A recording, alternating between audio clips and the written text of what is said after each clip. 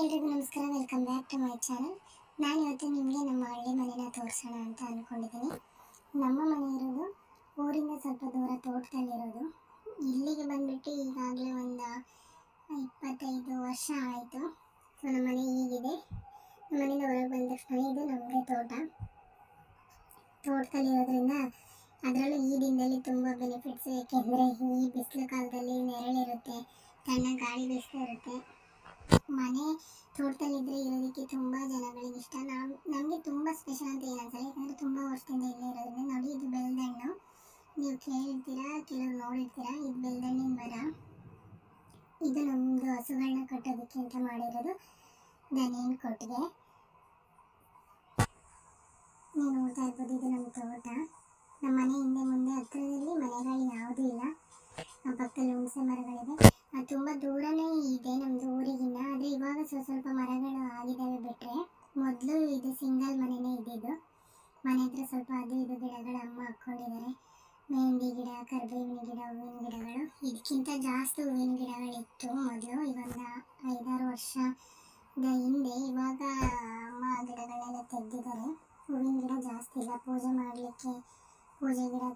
ಮಾಡಲಿಕ್ಕೆ ಬಿಟ್ಕೊಂಡಿರೋದಷ್ಟೇ ಒಂದೊಂದು ಹೂವಿನ ಗಿಡ ಬಿಟ್ಟರೆ. ಇನ್ನು ಮೆಹಂದಿ ಗಿಡ ಒಂದಿದೆ. ನ್ಯಾಚುರಲ್ ಏರ್ ಪ್ಯಾಕ್ನ ಮಾಡಿಕೊಂಡು ಹಾಕ್ಕೋಬೋದು. ಮೆಹಂದಿ ಗಿಡದ್ದು ತುಂಬ ಚೆನ್ನಾಗಿ ಬರುತ್ತೆ. ನಾನು ಇದನ್ನು ಯೂಸ್ ಮಾಡ್ತೀನಿ. ಯಾವಾಗಾದರೂ ಅಮ್ಮ ಊರಿಗೆ ಬಂದರೆ ಮೆಹಂದಿ ಸೊಪ್ಪನ್ನು ಹರ್ಕೊಂಡೋಗಿ ನಾನು ತಲೆ ರುಬ್ಬಿ ಹಚ್ಕೊಳ್ತೀನಿ. ಅಕ್ಕಪಕ್ಕ ಮಾವಿನ ತೋಟಗಳೇ ಜಾಸ್ತಿ ಇರೋದು. ನೀವು ನೋಡ್ತಾ ಇರ್ಬೋದು, ಹೊರಗಡೆಯಿಂದ ಮನೆ ಈ ಥರ ಇದೆ. ದೂರದಲ್ಲಿ ಮನೆ ಕಾಣಿಸ್ತಿದೆ. ಅಷ್ಟು ದೂರದಲ್ಲಿ ಇವಾಗ ಇತ್ತೀಚೆಗೆ ಮನೆಗಳಾಗಿದ್ದಾವೆ ಬಿಟ್ಟರೆ. ಇದಕ್ಕೂ ಮೊದಲು ಸಿಂಗಲ್ ಮನೆ ಇದ್ದಿದ್ದು. ಇದು ನಮ್ಮದು ಹೊಸ ಎಂಟ್ರಿ. ಕರು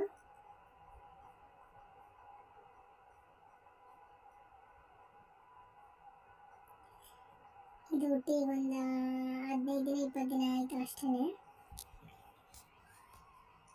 ನಮ್ಮನೇಲಿ ದನ, ಕರು, ನಾಯಿ, ಬೆಕ್ಕು ಯಾವಾಗಲೂ ಇರುತ್ತೆ. ತೋಟದ ಮನೆ ಆಗಿರೋದ್ರಿಂದ ನಾಯಿ ಯಾವಾಗಲೂ ಇರ್ತದೆ. ನಮ್ಮದು ನಾಯಿ ಮೊನ್ನೆ ತಾನೇ ತೀರ್ಕೊಂತು. ತರಬೇಕು, ಮತ್ತೆ ಒಂದು ನಾಯಿನ ಸಾಕಬೇಕು ತೋಟದಲ್ಲಿ ಮನೆ ಇರೋದ್ರಿಂದ. ಇದು ತೊಟ್ಟಿ. ಯಾವಾಗಲೂ ತೋಟಕ್ಕೆ ನೀರನ್ನ ತೊಟ್ಟಿಗೆ ಸ್ಟಾಕ್ ಮಾಡಿನೇ ತೋಟಕ್ಕೆ ಬಿಡ್ತಾರೆ. ಯಾಕಂದರೆ ಫೋರ್ಸ್ ಚೆನ್ನಾಗಿರುತ್ತೆ ಅಂತ ಹೇಳ್ಬಿಟ್ಟು. ಆಮೇಲೆ ನೀರನ್ನ ಸ್ಟಾಕ್ ಮಾಡ್ಕೊಳ್ಬೋದು. ಒಂದೇ ಸರಿ ತುಂಬಿಸ್ಬಿಟ್ಟು ಆಮೇಲೆ ಗಿಡಗಳಿಗೆ ಬಿಡ್ತಾರೆ. ಅಮ್ಮ ಈ ತೊಟ್ಟಿ ಪಕ್ಕನೂ ಒಂದು ಕರ್ಬೇವಿನ ಗಿಡನ ಹಾಕ್ಕೊಂಡಿದ್ದಾರೆ.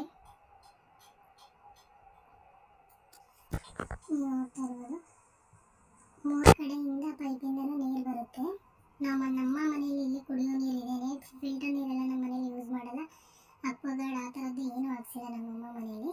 ತೋಟದಲ್ಲಿ ಬೋರ್ ಕೊಡಿಸಿದ್ದೀವಿ. ಇದೇ ನೀರನ್ನೇ ಯೂಸ್ ಮಾಡೋದು. ಕುಡಿಯೋದಕ್ಕೆ, ಅಡುಗೆಗಾಗಿರ್ಬೋದು, ಎಲ್ಲದಕ್ಕೂ ಇದೇ ನೀರನ್ನೇ ಯೂಸ್ ಮಾಡೋದು. ನೋಡ್ತಾ ಇರ್ಬೋದು, ಮಾವಿನಕಾಯಿ. ನಮ್ಮ ಮನೆ ಮುಂದೆ ತೋಟ ಇದೆ. ನಮ್ಮ ತೋಟದ ಅಕ್ಕಪಕ್ಕ 2 ಸೈಡ್ ಕೂಡ ಮಾವಿನ ಮರಗಳೇ ಇರೋದು.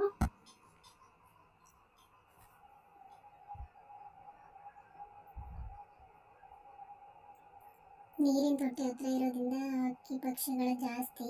ನಾನು ಇನ್ನೂ ಸ್ವಲ್ಪ ಝೂಮ್ ಮಾಡಿ ತೋರಿಸೋಣ ಅಂತ ಅದ್ರ ಹಿಂದೆ ಹೋಗ್ತಾ ಇದ್ದೀನಿ. ಅದು ನಾನು ಹೋಗ್ತಾ ಅದನ್ನು ಹಾರೋಯ್ತು. ನಾವೇನಾದರೂ ಮಾಡಿಬಿಡ್ತೀವಿ ಅನ್ನೋ ಭಯ ಅವಕ್ಕೆ. ತುಂಬ ಜನಕ್ಕೆ ತೋಟದಲ್ಲಿ ಮನೆ ಇದ್ದರೆ ಇಷ್ಟ ಇರುತ್ತೆ.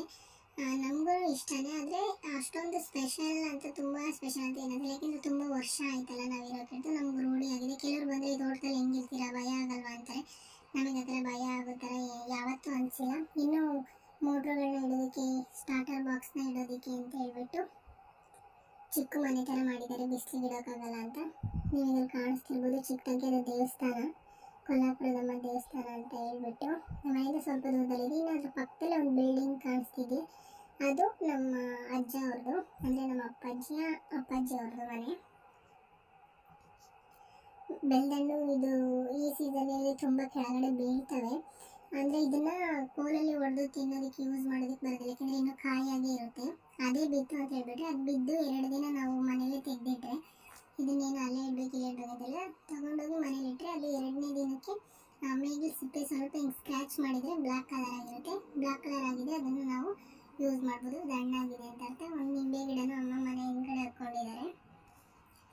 ತೋಟದ ಮನೆ ನಿಮ್ಮೆಲ್ರಿಗೂ ಇಷ್ಟ ಆಗಿದೆ ಅಂತ ಅಂದ್ಕೊಳ್ತೀನಿ. ಇಷ್ಟ ಆಗಿದ್ದರೆ ಪ್ಲೀಸ್ ವಿಡಿಯೋನ ಲೈಕ್ ಮಾಡಿ. ನಿಮ್ಗೆ ಏನು ಅನ್ನಿಸ್ತು ಅನ್ನೋದನ್ನು ಕಮೆಂಟ್ ಮಾಡಿ. ಯಾರೆಲ್ಲ ಹೊಸದಾಗಿ ನನ್ನ ವಿಡಿಯೋನ ನೋಡ್ತಾ ಇದ್ದೀರಾ ಸಬ್ಸ್ಕ್ರೈಬ್ ಮಾಡ್ಕೊಳ್ಳೋದು ಮರಿಬೇಡಿ. ವಿಡಿಯೋನ ಕೊನೆವರೆಗೂ ನೋಡಿದ್ದಕ್ಕೆ thank you so much. Bye.